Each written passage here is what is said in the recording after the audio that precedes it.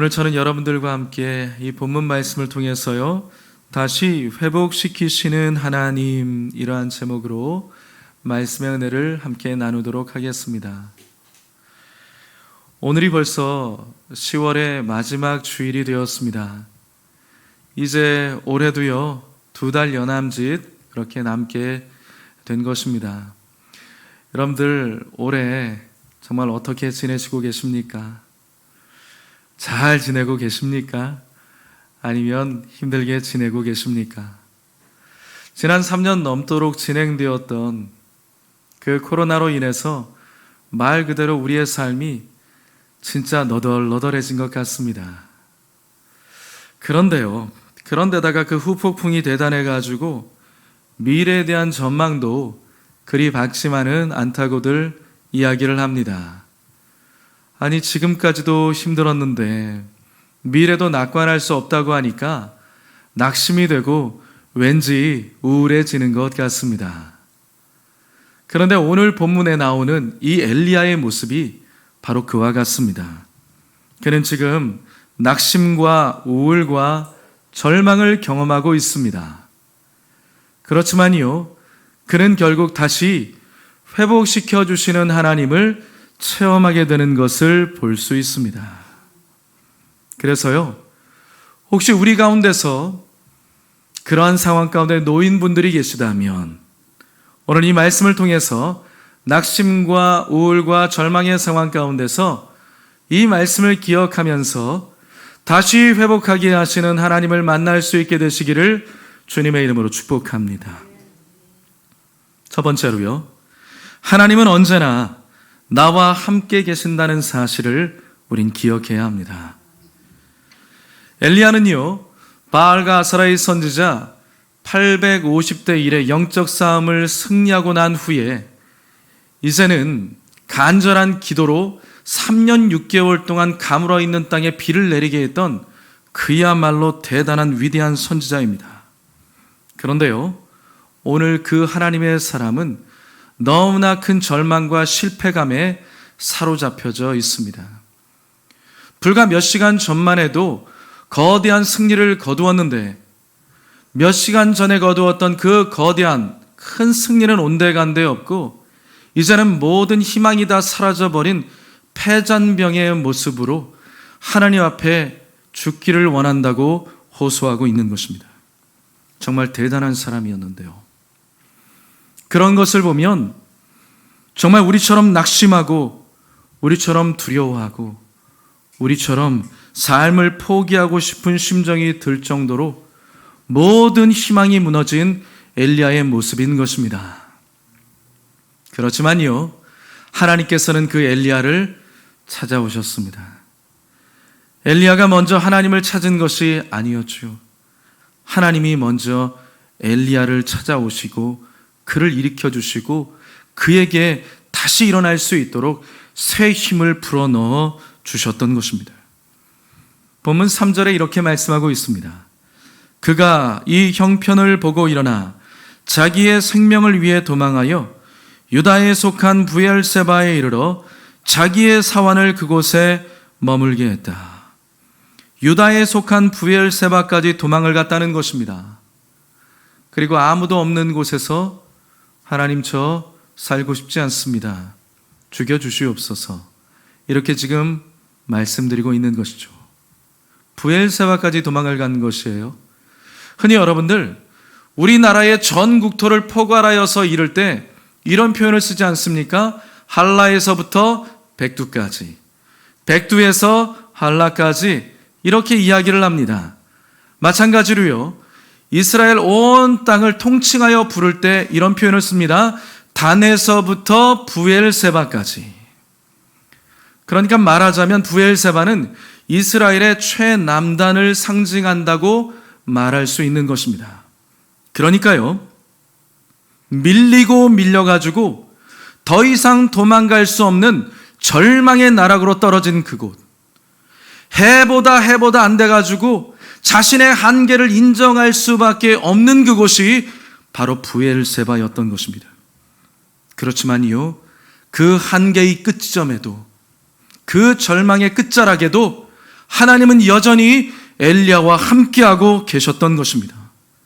하나님은요, 브엘세바까지 도망가가지고 심신이 지쳐있는 엘리야를 찾아오셔서 그를 나무라지 않으셨습니다. 그에게 무엇라고 하시는 것이 아니라 천사를 보내주셔서 물을 주시고 먹을 것을 주시고 쉬게 할 수 있도록 하셨습니다.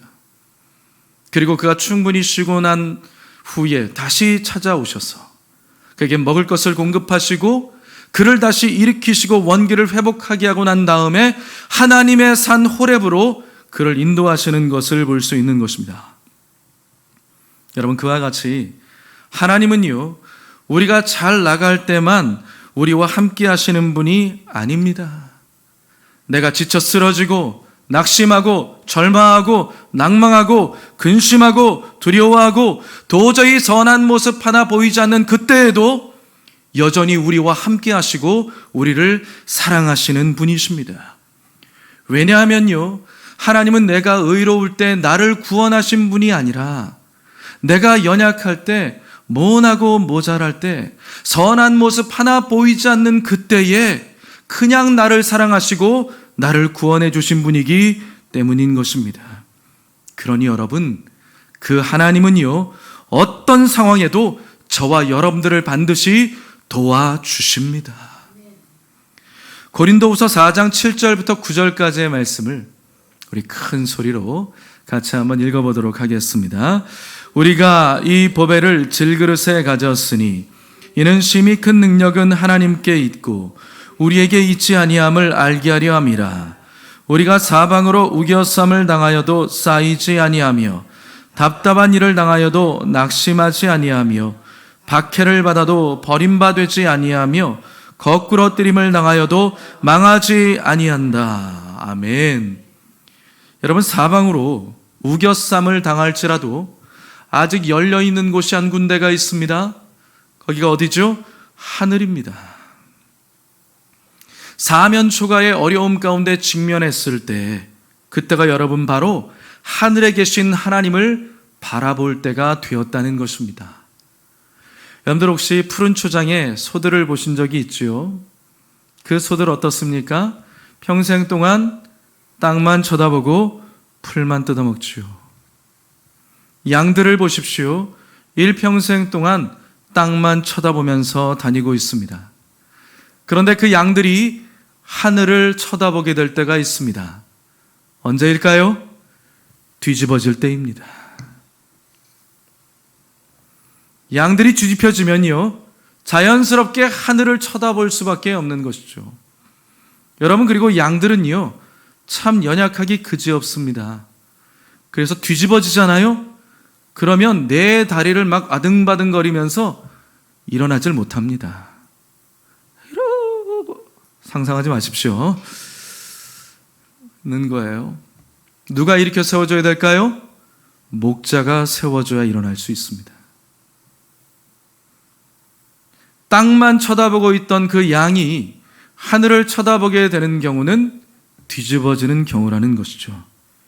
여러분, 왜 우리 인생 가운데서 뒤집어지는 일들이 벌어지는 것일까요? 왜냐하면 그때가 바로 눈을 들어 하늘을 바라볼 때라는 것입니다. 여러분, 사람이라고 하는 존재는요, 환경을 바라보고 땅 바라보고 사는 존재가 아닙니다. 우리 사람이라고 하는 존재는요, 하늘을 바라보고 하늘 위에 계신 하나님을 바라보아야 하는 존재인 것입니다. 여러분, 희망이 무너지고 절망이 찾아올 때 잊지 마십시오. 하늘이 열려 있습니다. 하늘 위에 계신 그 하나님을 바라보시길 바랍니다. 여러분들이 생각하는 것보다 훨씬 더 하나님은 가까이 계십니다. 두 번째로요, 나는 결코 혼자가 아니라는 것을 기억해야 합니다. 본문 18절 말씀입니다. 그러나 내가 이스라엘 가운데에 7,000명을 남기리니 다 바알에게 무릎을 꿇지 아니하고 다 바알에게 입맞추지 아니한 자니라. 오늘 엘리야는요, 생각하기를 오직 나만 남았구나라고 생각을 했습니다. 이 세상에 나만 홀로 고독하게 남아있다. 내 고통과 아픔과 슬픔과 이 마음의 쓰라림을 알아주는 사람이 이 세상 가운데 한 명도 없다라고 생각을 하고 있었습니다. 그렇지만요, 하나님은 무엇이라고 말씀하셨습니까? 그렇지 않다. 내가 바알에게 무릎 꿇지 않은 사람 7,000명을 남겨두었다라고 말씀을 하십니다. 무릎을 꿇다라는 것은 예배한다라는 의미를 가지고 있는 것이죠. 그렇기 때문에 이 시대에 홀로 고독한 싸움을 싸우고 있다고 엘리야는 생각을 하고 있었지만 엘리야 말고도 그 시대에 하나님을 온전히 경외하며 믿고 따르는 7,000명의 사람들을 하나님이 준비해 놓고 있었다는 것입니다. 여러분, 엘리야는 고독했습니다. 엘리야는 외로웠습니다. 그렇지만요, 하나님은요, 이미 엘리야가 모르는 사이에 엘리야와 더불어 함께 싸워 나아갈 수 있는 7,000명의 사람들을 준비해 놓고 있었던 것입니다. 여러분, 우리가 힘들 때 우리는 혼자 있는 것이 결코 아닙니다. 먼저 우리에게는 누가 계십니까? 예수님이 계십니다. 로마서 8장 34절 말씀을 같이 한번 읽어보실까요? 누가 정죄하리요? 죽으실 뿐 아니라 다시 살아나신 이는 그리스도 예수시니 그는 하나님 우편에 계신 자요 우리를 위하여 간구하시는 자시니라. 아멘.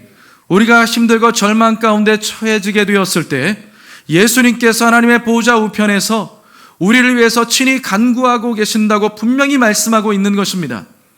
여러분이 슬퍼할 때 예수님도 슬퍼하시고, 여러분들이 고통받을 때 예수님도 함께 고통을 느끼시고, 여러분들이 기뻐할 때 예수님도 더불어 기뻐하시는 것입니다. 여러분들이 절망 가운데 놓여서 나만 홀로 남았고 나의 고통과 아픔을 알아주는 사람이 없구나라고 생각할 때 내가 있지 않느냐? 내가 알고 있다. 너의 눈물을 보고 있고 너의 고통과 아픔을 내가 이미 당했기에 내가 이미 헤아리고 있다. 주님이 그렇게 다가오셔서 우리를 위로하시고 우리에게 힘을 주시는 것입니다. 뿐만 아니죠. 내가 예상하고 있는 사람들, 내가 예상하지 못하고 있는 사람들, 더 나아가서 내가 생각하지도 못했던, 나를 잘 알지도 못하는 사람들이 나를 위해서 간구하고 기도하고 있다는 것을 여러분들 아십니까? 여러분들이 생각할 때 절망과 위기의 상황만 바라보면 아무것도 보이지 않고 너무나 고통스럽지만 그 모든 상황들을 보고 계신 주님께서는 당신이 직접 기도하실 뿐만 아니라 기도의 사람들을 불러주셔서 그들로 하여금 기도하게 만들어주십니다. 누구를 위해서요? 나를 위해서. 여러분들 많이 힘드십니까? 가족들이 여러분들을 위해서 기도하고 있습니다. 아니 목사님, 저에게는 저를 위해서 기도하는 가족들이 없는데요. 괜찮습니다.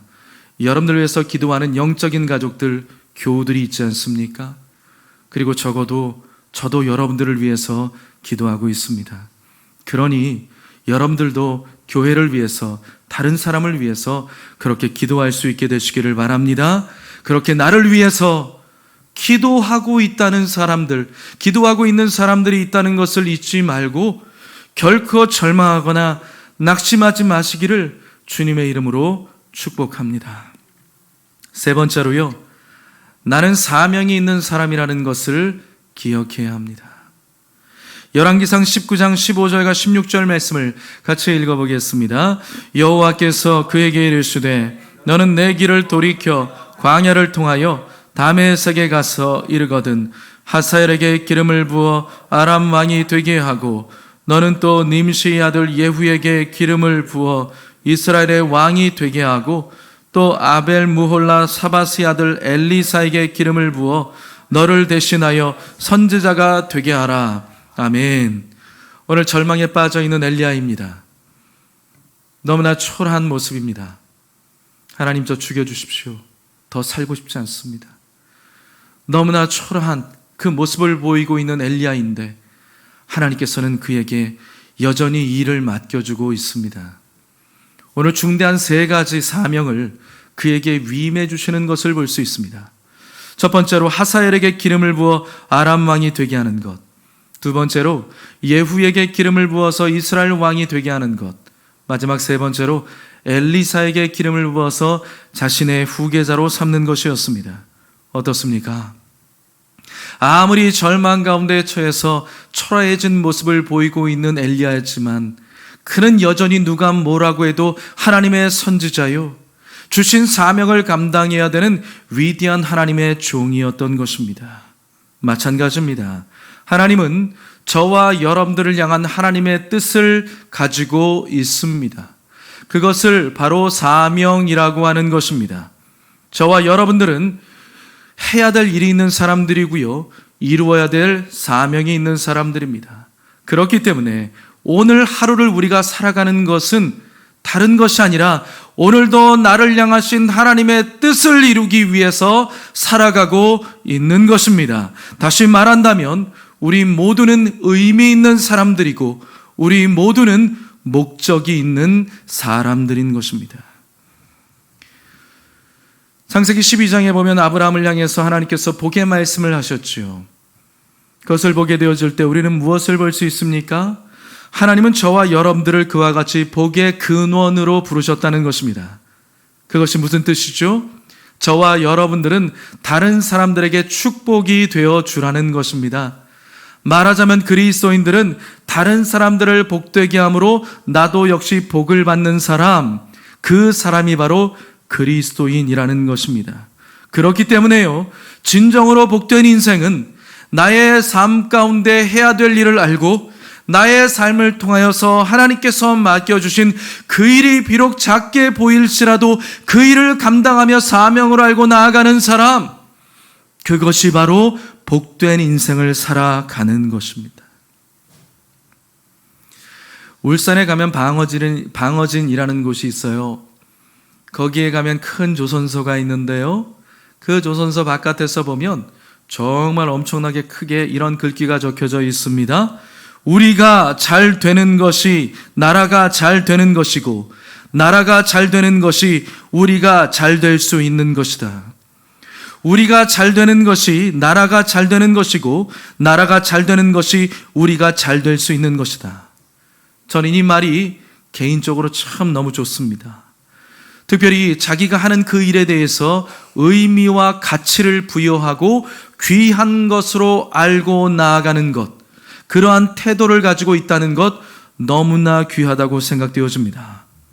내가 하고 있는 일이 작은 일이 아니라 내가 하고 있는 일이 단지 먹고 살기 위해서만 하는 일이 아니라 비록 작게 보일지라도 그것이 결국 나라를 부강하게 하고 잘되게 하는 일이다라고 생각하고 그 일을 감당하는 것, 너무나 근사한 생각인 것입니다.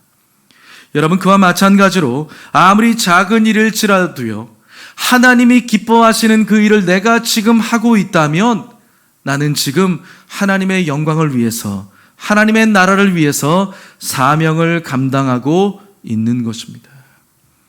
여러분들은 지금 어떠한 일을 감당하고 있습니까? 여러분들 사회생활하면서 무슨 일하고 있습니까? 가정에서 무슨 일하고 계십니까?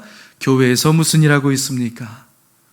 여러분들 그 귀한 일들을 아무리 작은 일일지라도 기쁨과 감사함으로 감당하며 나아갈 때 그 사람이 바로 하나님 앞에 칭찬받는 사람이요, 귀한 사람이요, 멋진 삶을 살아가고 있는 사람이요, 사명을 묵묵하게 감당하고 있는 사람이라는 것입니다. 창세기에 등장하는 요셉이 있습니다. 형들의 시기에 의해서 아라비아 상인들에게 팔려나갔습니다.